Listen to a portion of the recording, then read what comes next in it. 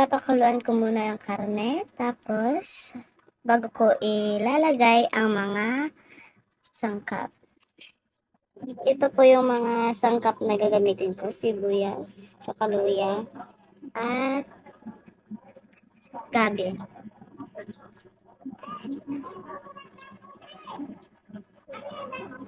At kangkong.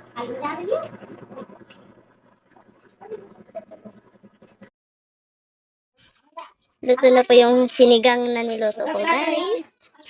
Hindi ko po yan na-video kanina kasi na-busy po ako. Sigang na may kangkong. Sarap.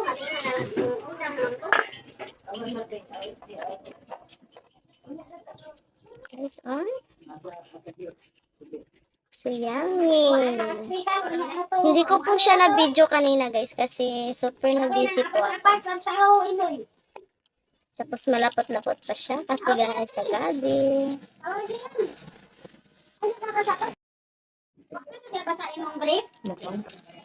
Wow, sarap. Kain time.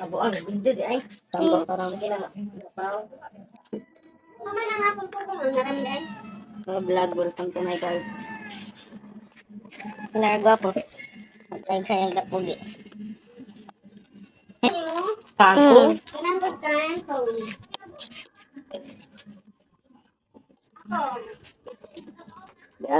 Kangkong lab.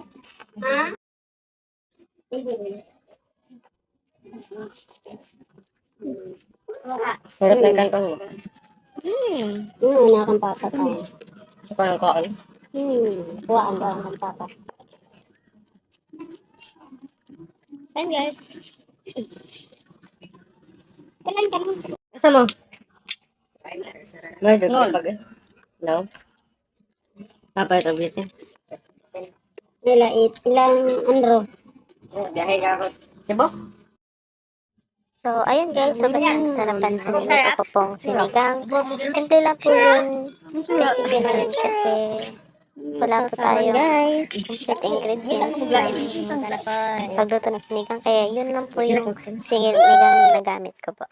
Thank you po sa pag-watch ng video. Uyab ni May. Please support my YouTube channel. Thank you.